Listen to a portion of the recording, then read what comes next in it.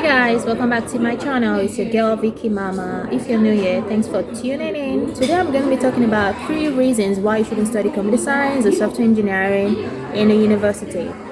And by the end of this video, you would resonate with me why I mentioned these 3 reasons. So stay tuned. Don't forget to like, subscribe, and share as well.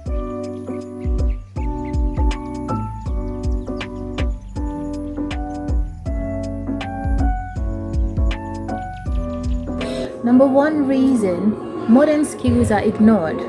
Like in university, they still teach the old programming language. I know those are like the foundation, the core foundation of computer science, software engineering, like the Java, JavaScript, the HTML, CSS, and C#, C++. But when you want to get a job now, they require like the latest technologies, which university, the 4 walls of university are ignoring to teach. I remember during my undergrad, because I studied computing, I didn't know about Python till I graduated and left. I heard about it faintly towards my final year, and we weren't taught. Like, I just know, okay, Python is it's easier and it's similar to natural language, but I did not know much about it. But because I already know about coding and the foundations, so it should be easy to like understand and learn Python quickly. It's not like university does not prepare you for the world out there. They just teach you like the old coding language, which is very useful. Also because there are new technologies coming up every time. Like, we have to keep staying updated as a programmer to know the latest technology. But the schools are in the open. Like, they should make us aware. Like, when you get out there, you ask you, do you know Django? Do you know Go? Do you know Ruby? Like, I wasn't taught all that. I don't know if your school they taught you that, but I wasn't taught during my time. Then moving to grad school, research, because I'm studying masters in research. It's focused more on machine learning, AI, deep learning, and the language there is Python. So I had to just dive right into Python without even learning it from the beginning. It's just where my research is focused on. I learned Python that could solve that particular problem and stuff like that. I remember when my supervisor was asking me, "Oh, Victoria, you're a computer grad, you should know Python." And I'm like, yeah. Then I just quickly went like, okay, I have to like study by myself, self-study it to understand how to use Python correctly. Like, because Python, you don't need the semicolon to terminate the code. Like, man.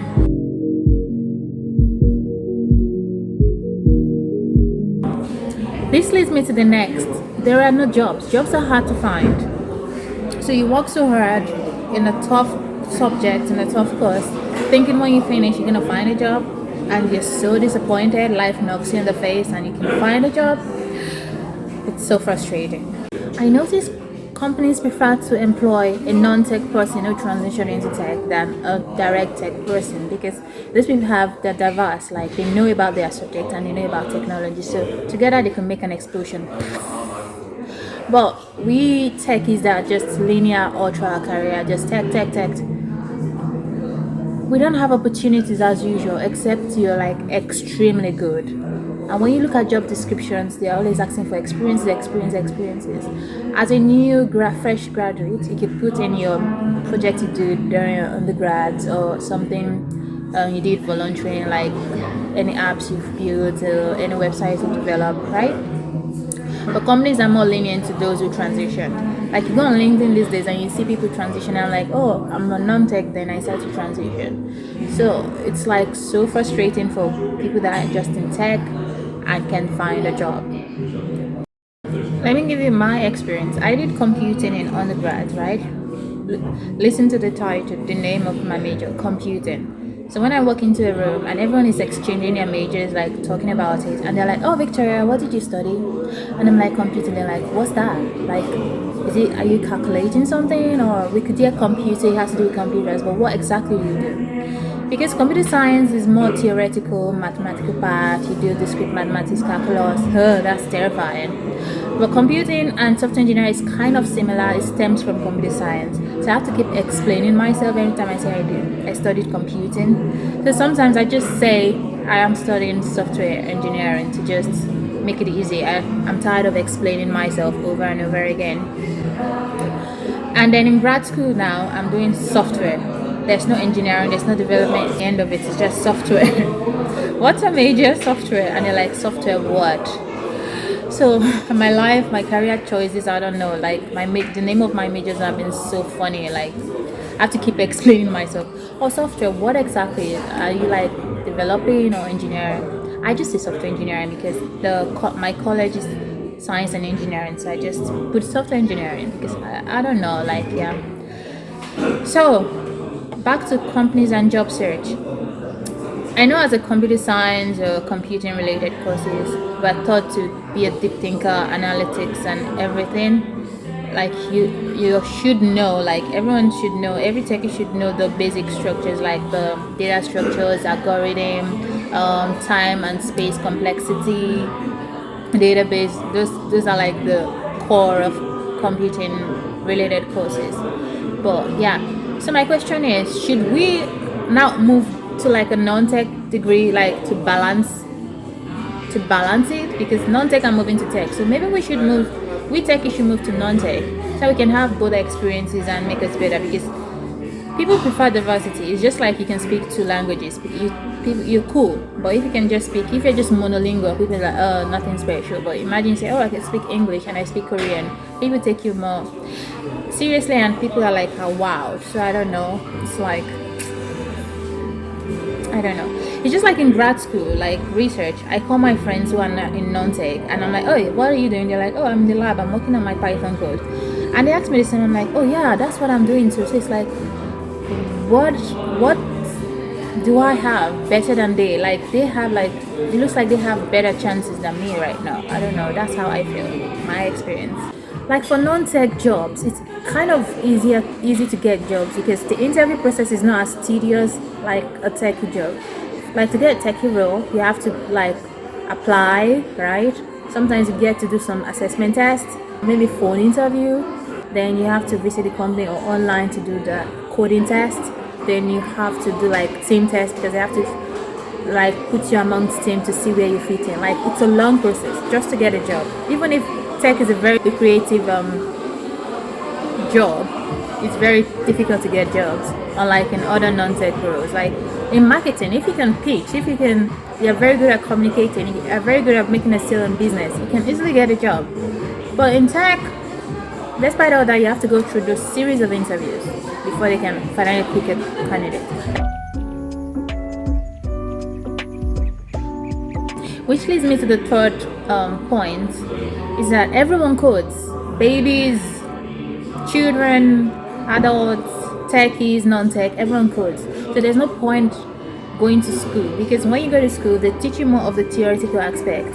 And these days, people just want to jump onto coding and start developing cool stuff, right? So, and there are boot camps, crash courses online. You can self-teach to understand. So going to the school, I'm spending 4 years. Is it worth it? I don't know. This is not me saying that it's not worth going to school. If that's what you want to do, you should go ahead and do it. I'm just giving my opinion that despite spending how many years in school, and you see someone that did not even go to a tech school or does not even have a tech degree doing similar things of what you're doing, it makes you feel useless, like you're not worth it, or why did you waste your time? I don't know. If you can resonate with me, or if you have your own opinion or your own experiences, please put it in the comment section. And if you want to see more on this, because I'm just trying something new, this is me diversifying and to get more larger audience. I have a question. Is it everyone that codes that code programmers? Right? Because if you can fly a plane, you should be a pilot, right? So everyone that codes should be a programmer? Let me know.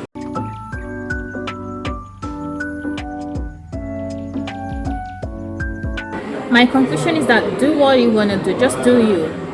If tech is not what you want to do, don't go for it. And don't feel pressurized to do it because it's very lucrative. Because you can still find your way back into tech.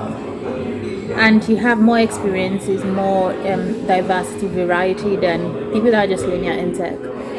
This is my experience, and let me know if you like this kind of video and you want more of it, because I've been studying software for a while now, So I've not shared my experiences before, and I thought let me use this platform to do that.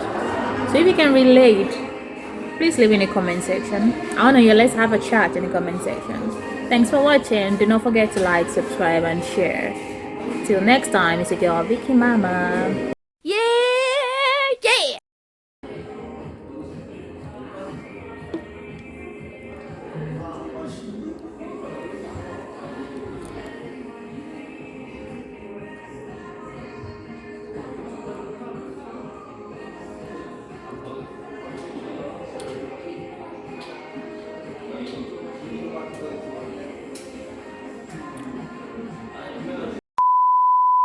Gosh, just singing a Nigerian song in the Starbucks in Korea. It sounded amazing. I feel so proud to be Nigerian.